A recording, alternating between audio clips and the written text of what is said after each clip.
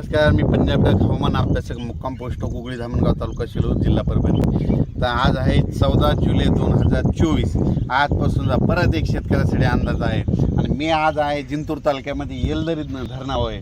आणि तुम्हाला एक सांगू इच्छितो, ह्या येलदरी धरणामध्ये उन्हाळ्यामध्ये 26% पाणी होतं आणि ह्या काल परवाचा जे पाऊस पडला होता त्याच्यामध्ये 4% वाढलं, म्हणजे जवळपास 30-31% वाढलं आहे. म्हणजे याला आवक यायला सुरुवात झाली. परत शेतकऱ्याला सांगू इच्छितो की आपण मागचा अंदाज दिला होता की राज्यामध्ये जवळपास 14 तारखेला पाऊस सुरू होईल. तर तुम्हाला सांगतो, राज्यात पाऊस सुरू झाला, विदर्भात सुरू झाला आणि राहिलेल्या ठिकाणी राज्यामध्ये पूर्व विदर्भ, पश्चिम विदर्भ, दक्षिण महाराष्ट्र, उत्तर महाराष्ट्र, कोकणपट्टी, मराठवाडा या सगळीकडे या भागामध्ये आज 14 तारखेपासून म्हणजे आजपासून बरंच रात्री पावसाला सुरुवात होणार आहे म्हणून हे अंदाज लक्षात घ्यायचा. परत एक सर्वांना सांगू इच्छितो, कोकणात देखील मुसळधार पाऊस पडणार आहे म्हणून कोकणपट्टीच्या लोकांना देखील काळजी घ्यायची गरज आहे. त्याच्यानंतर सगळ्यात महत्त्वाचं म्हणजे मुंबईला ह्यामध्ये ह्या 4-5 दिवसात म्हणजे 14 ते 18च्या दरम्यान अतिवृष्टी होणार आहे, मुसळधार पाऊस पडणार आहे.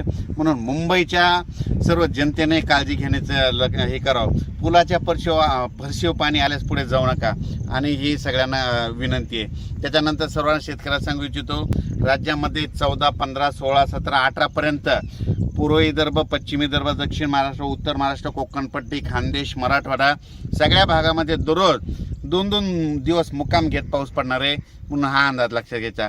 परत पुन्हा आणखीन एक सांगू इच्छितो, त्याच्यानंतर 21 तारखेपासून 21 जुलै ते 26 जुलैच्या दरम्यान परत एक चांगला पाऊस येणार आहे म्हणून हे अंदाज लक्षात घ्यायचा. मागच्या अंदाजामध्ये सांगितलं होतं की राज्यामध्ये 2 म्हणजे एक 16 तारखेला एक कमी दाबाचा पट्टा तयार होणार आहे आणि त्याच्यानंतर 19 तारखेच्या नंतर एक होणार आहे आणि हे 2 देखील कमी दाबाचे पट्टे झाल्याच्या नंतर ते महाराष्ट्रामधून जाणार आहे.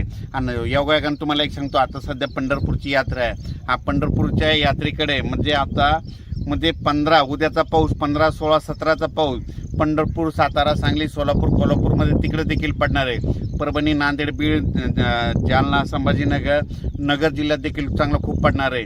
त्याच्यानंतर बीडमध्ये, लातूरमध्ये, तसे सातारा, सांगली, सोलापूर सगळीकडं.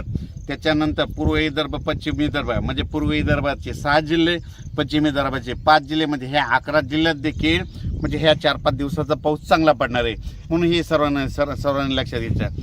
राज्यात एकंदरीत परिस्थिती बघायची झाली तर राज्यामध्ये 14 तारखे म्हणजे आजपासून ते 26 तारखेपर्यंत दररोज वेगवेगळ्या भागात चांगला पाऊस पडणार आहे आणि शेतकऱ्याच्या पिकाला जीवदान भेटणार आहे म्हणून हा अंदाज लक्षात घ्यायचा.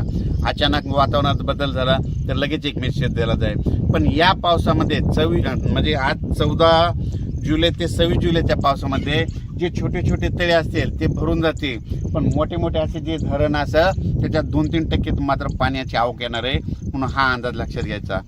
परत सर्व शेतकऱ्याला सांगू इच्छितो की काय होईल, पाऊस पडल्याच्या नंतर ओढ्या नाल्याला पाणी येईल, पुलाव पाणी येईल आणि आपले शेतकरी काय करतात की ते पूल ओलांडून जातं.